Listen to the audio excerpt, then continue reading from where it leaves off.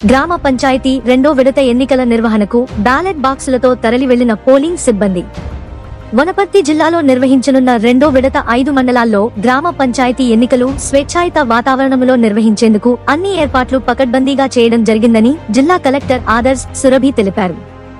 ఓటర్లు ఎలాంటి ప్రలోభాలకు తలొగ్గకుండా, భయభ్రాంతులకు గురికాకుండా తమకు నచ్చిన అభ్యర్థికి ఓటు వేసుకోవాలని అన్నారు. శనివారం వనపర్తి కొత్తకోట, ఆత్మకూరు మండల కేంద్రాల్లోని ఎంపీడీఓ కార్యాలయాల ఆవరణలో అమరచింత ప్రభుత్వ జెడ్పీహెచ్ఎస్ లలో ఏర్పాటు చేసిన డిస్ట్రిబ్యూషన్ కేంద్రాలను కలెక్టర్ ఆదర్శ్ సురభి పరిశీలించారు.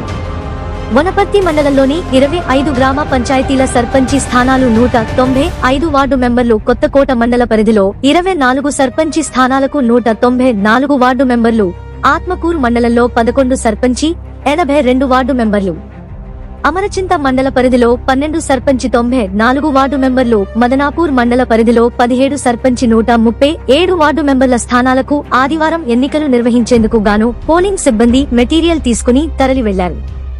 డిస్ట్రిబ్యూషన్ సెంటర్లో పోలింగ్ సిబ్బందికి ఏర్పాటు చేసిన వసతులను కలెక్టర్ పరిశీలించారు. ప్రతి పోలింగ్ కేంద్రం ముందు ఫారం 9లో అభ్యర్థుల పేర్లు, వారికి కేటాయించిన గుర్తు పోస్టర్ అతికించాలని తెలిపారు. పోలింగ్ సిబ్బంది ఎన్నికల నిర్వహణకు అవసరమైన అన్ని రకాల మెటీరియల్, బ్యాలెట్ బాక్సులు, బ్యాలెట్ పేపర్లను తీసుకుని కేటాయించిన గ్రామ పంచాయతీకి రూట్ వారీగా బస్సులో తరలి వెళ్లారు.